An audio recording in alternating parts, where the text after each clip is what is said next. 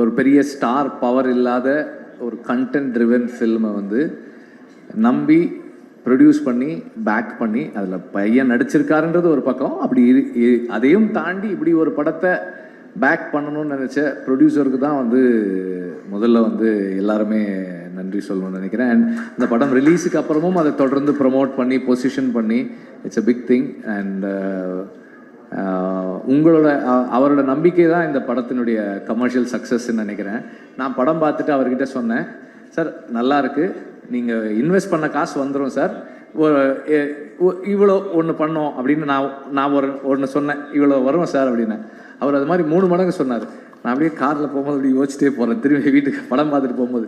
சரி, ஒரு ப்ரொடியூசராக கான்ஃபிடென்ட்டில் இருக்கார். நான் சுரேஷ் கிட்ட கூட சொன்னேன், சரிப்பா ஒரு ப்ரொடியூசராக அவர் ஒரு கான்ஃபிடென்ஸில் இருக்கார், பட் அது எப்படி அந்த மாதிரி இருக்காது.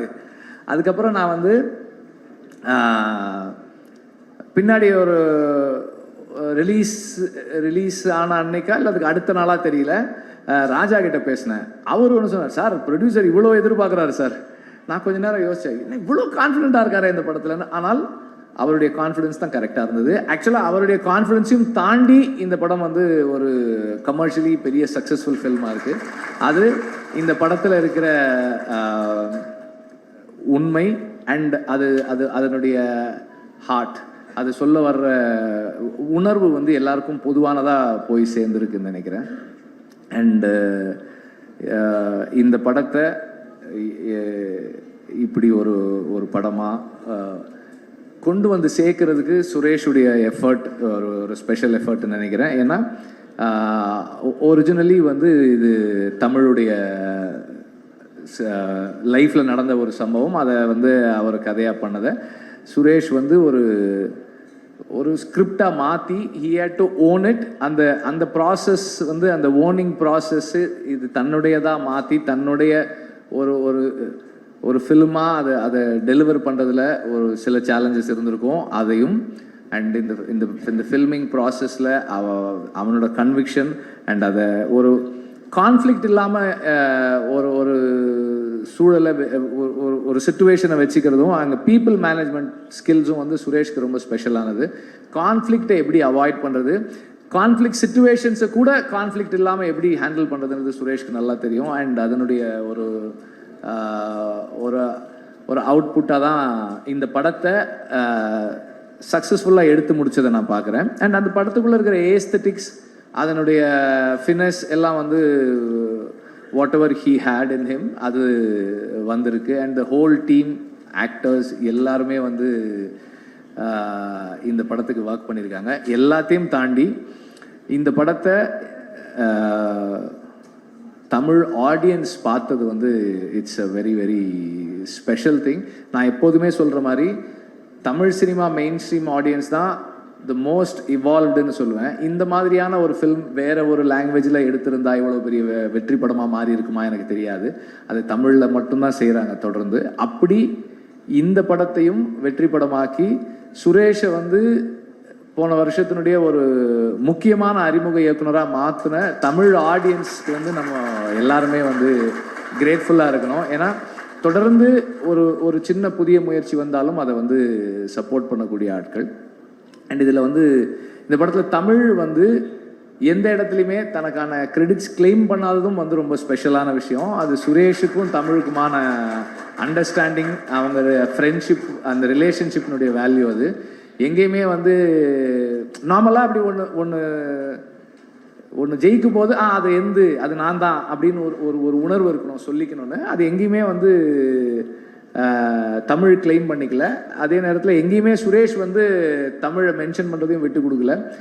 That's a very nice thing about both of them. And எனக்கு தனிப்பட்ட முறையில் ரொம்ப ரொம்ப சந்தோஷமாக இருக்குது. I am really happy that Suresh has done a film like this and people have accepted the film and கிரிட்டிக்கலாகவும் அதை வந்து எல்லாரும் அப்ரிஷியேட் பண்ணுறாங்க. அப்படின்னும் போது இட்ஸ் வெரி எனக்கு எமோஷ்னலாக இருக்குது. And I have seen them all as really young people. ரொம்ப சின்ன பசங்களா காலேஜ் முடிச்சுட்டு வந்தான்னு நினைக்கிறேன். அப்போத்துலேருந்து ஐ known him like 15-16 years. he has been with me and இந்த மாதிரி ப்ராசஸில் நம்ம அவங்களோட பர்சனல் கேரக்டரிஸ்டிக்ஸ் தெரிஞ்சுக்கலாம். அவங்களோட ஆர்டிஸ்டிக் எபிலிட்டிஸ், கிரியேட்டிவ் பொட்டென்ஷியல் என்னன்றது நம்மளுக்கு தெரியாது until we see the film. So every time I see a film by one of my boys, I get surprised. ஓ இவ்வளவு நல்லா பண்ணுவாங்களா அப்படின்ற மாதிரி தான் இருக்குது எனக்கு. நான் அன்னைக்கு சொன்ன மாதிரி, லாஸ்ட் டைம் சொன்ன மாதிரி தான், இந்த படத்தை பார்த்துட்டு இதில் இந்த ஓகே, இதெல்லாம் ஓகே அப்படி தான் பார்த்துட்டு இருந்தேன். அண்ட் தென் லேட்டர் அதை பார்க்கும்போது எல்லாரும் அதை சொல்கிறது, அதில் இருக்கிற ஸ்பெஷல்னஸ், இப்போ இந்த ஷாட் நல்லா இருக்கு, இந்த விஷயம் நல்லா இருக்கு, இது நல்லா பண்ணியிருக்காங்க அப்படின்னு நினைக்கும் போது, இதெல்லாம் பார்க்கும்போது நமக்கு வந்து ஓகே நம்ம பசங்க இவ்வளோ நல்லா பண்ணுறாங்க அப்படின்றது வந்து it makes me very emotional and I am very very very grateful to have such a team working with me. And சுரேஷை பற்றி லாஸ்ட் டைம் ஒன்று சொல்லணுன்றது மறந்துட்டேன் நான். சுரேஷ் வந்து முதல்ல அசிஸ்டன்ட் டைரக்டராக சேர்ந்தப்போ எல்லா டைரக்டர் அசிஸ்டன்ட் டைரக்டருக்கான ஒரு ரிலேஷன்ஷிப் தான் இருக்கும், அது ஒரு சின்ன டிஸ்டன்ஸ் இருக்கும். நான் வந்து இந்த புறா வளர்க்குறேன். நான் ஃபஸ்ட் டைமாக அப்போ புறா எடுத்துகிட்டு வந்து வச்சுருந்தப்போ சுரேஷ் சொன்னேன், சார் நான் ஃபீட் வைக்கிறேன் சார். என்னடா நானும் புறா வளர்த்துருக்கேன் சார். அங்கேருந்து ஒரு பயங்கர பாண்ட் எங்களுக்கு. நாங்கள் வந்து ஒரு 5-6 வருஷம் 2 பேரும் சேர்ந்து ரேஸ் பண்ணோம், நிறைய கற்றுக்குவோம், நிறைய தப்பு பண்ணுவோம். பட் நிறைய 2018 அந்த ஃபஸ்ட் இயர் இது. ஸோ அந்த 2018 பயங்கரமாக வின் பண்ணோம். அதெல்லாம் நிறைய இன்சிடென்ட்ஸ். ஸோ அதுலேயுமே வந்து ஒரு விஷயத்தை எடுத்துக்கிட்டால் அதுக்காக ஃபுல்லாக இருந்து கூட இருந்து செய்கிறது, that is a very special character. ஒரு நம்ம இதை ஒத்துக்கிட்டோம், இதை செஞ்சு முடிக்கணுன்றது நிறைய இருக்கும். அதே மாதிரி முடியலனாலும் அவன் வந்து ரொம்ப எந்த ஹெசிடேஷனும் இருக்காது. சார் இந்த படம் நான் பண்ணல சார், எனக்கு கொஞ்சம் சேலஞ்சஸ் இருக்கும், நான் இது பண்ணலை அப்படின்னு அதை சொல்லி அதிலிருந்து அதை என்ன சொல்கிறது, ஒரு ஸ்டெப் பின்னாடி போகிறதுக்கும் தெரியும், அதை கமிட் பண்ணிக்கிட்டு அதை ஃபுல்லாக செஞ்சு முடிக்கிறதும் தெரியும். அது சுரேஷுடைய இன்னொரு ஸ்பெஷல் கேரக்டர். அண்ட் நிறைய சொல்லிகிட்டே இருக்கலாம், பட் ஆல்ரெடி நிறைய டைம் ஆயிடுச்சு. பட் ஆஸ் ஐ மென்ஷன்ட், இது வந்து எனக்கு ரொம்ப ரொம்ப நெகிழ்வாகவும் சந்தோஷமாகவும் இருக்குது. எங்கள் பசங்க ஒருத்தர் இது மாதிரி படம் பண்ணும்போதும் ஐ am very grateful that I have been working with such people and இவங்க இப்படியான படங்களை தொடர்ந்து பண்ணணும். அண்ட் இந்த இடத்துல சுரேஷுக்கு இது நான் சொல்ல வேண்டியதில்லை, அவனுக்கே தெரியும். பட் இருந்தாலும் எப்போதுமே வந்து நமக்கு what we need to practise is நம்மளாக இருக்கிறதுக்கு ப்ராக்டிஸ் பண்ணிக்கிட்டே இருக்கணும்.